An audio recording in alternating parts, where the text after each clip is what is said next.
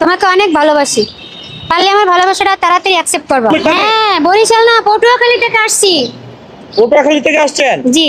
এই হিরো আলমকে পাওয়ার জন্য? জি জি, আজকে মানে সকালে রওনা দিছি, এইটুকু এসে পৌঁছেছি। এখনো আলমের সাথে দেখা হয় নাই? না না। টাকাকে ভালোবাসবেন না হিরো আলমকেই ভালোবাসবেন? হিরো আলমকেই ভালোবাসবো। নায়িকা হতে চান? নায়িকা না, আমি হিরো আলমকে ভালোবাসি, আমি তো অলরেডি এমনি নায়িকা। হিরো আলম শুনেন, দেখেন আমি মেকআপ ছাড়া, আমি কোনো সাজুগুজু করছি? আমি সিম্পল আসছি। নাচতে পারেন? না, নাচতে পারি না, গান গাইতে পারি। কিন্তু হিরো আলমকে বিয়ে করলে তো নাচতে হবে। ওটা আমাকে শিখাই নিবে।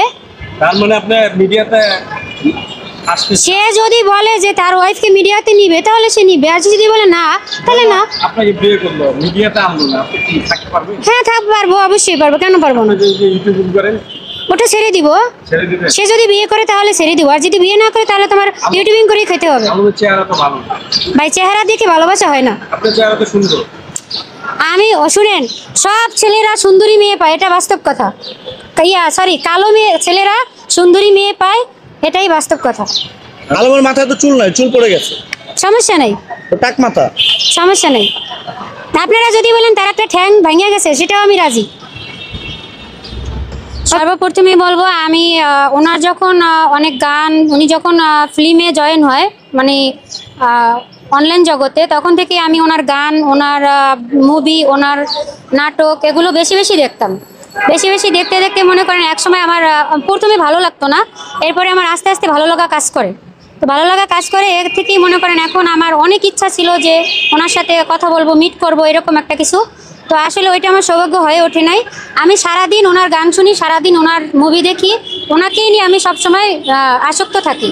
তো আমার বাসায় এটা থেকে আমার উপর অনেক চাপ দেয় যে তুই সারাদিন হিরো আলমের এগুলো কেন দেখোস, এগুলো কেন দেখো। মানে ওনাকে তো সবাই পছন্দ করে না, অনেকেই আছে পছন্দ করে না, অনেকে আছে আবার পছন্দ করে।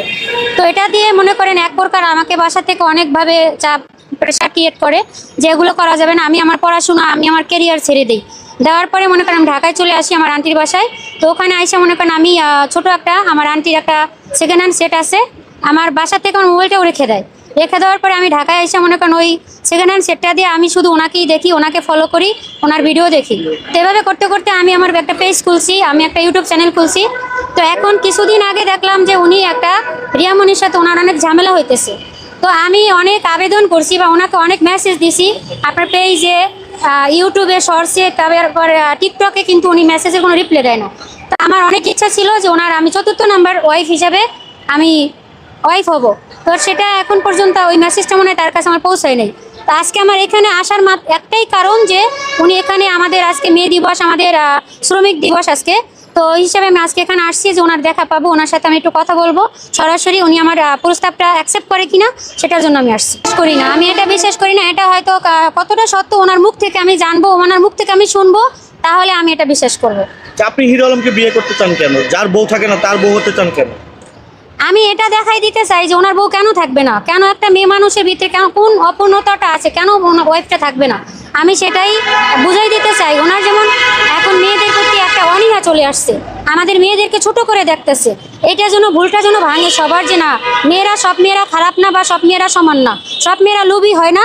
এটার জন্যই আমি ওনার ভুলটা ভাঙানোর জন্য আমার 4র্থ নাম্বার স্ত্রী হতে চাই। আমরা জানি হিরো আলমের 5ম স্ত্রী আছে, এখন হলে আপনার 6ষ্ঠ স্ত্রী হতে হবে। এবং তার 5ম স্ত্রী কেন চলে গেল, তার স্ত্রী থাকে না কেন?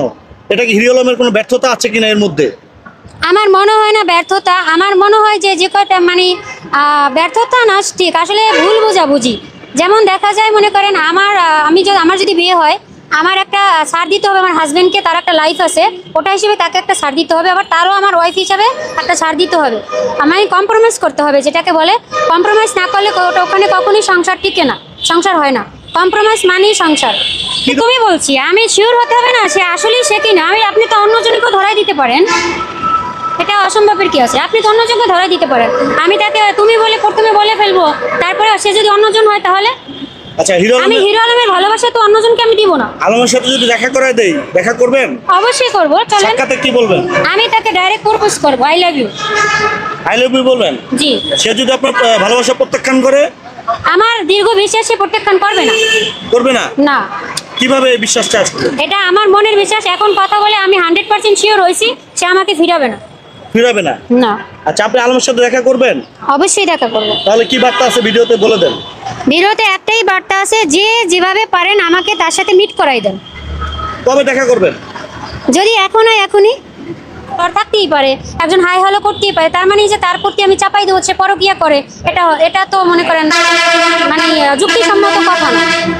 অনেকে বলছে হিরো আলম অক্ষম, যার কারণে তার স্ত্রী চলে যাচ্ছে। আপনি জেনে বুঝে অক্ষম ছেলের কাছে বিয়ে বসবেন কেন? না না, তিনি আসলে অর্থের লোভে না ভাইরাল হওয়ার লোভে?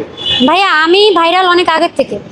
আমার লিমা ব্লগস একটা ইউটিউব চ্যানেল আছে, লিমা ব্লগস পেজ আছে, এবং টিকটকে আমি অতটা অ্যাক্টিভ থাকি না, কিন্তু আমার ইউটিউব দেখবেন আমার পুরো ভিডিও ভাইরাল, আমার পেজ ভাইরাল। অতএব আমার টাকারও অভাব নেই, আমার ভাইরাল হওয়ারও কোনো শখ নাই। এই যে আমি একটা কথাই বলছি যে আমি একটা জিনিস, একটা মেসেজ দিব যে সব মেয়েরা খারাপ না বা সব মেয়েরা ভুল না, এটাই প্রমাণ করার জন্য আমি ওনার 6 নম্বর স্ত্রী যদিও হতে পারি, সেটাও আমি হতে চাই।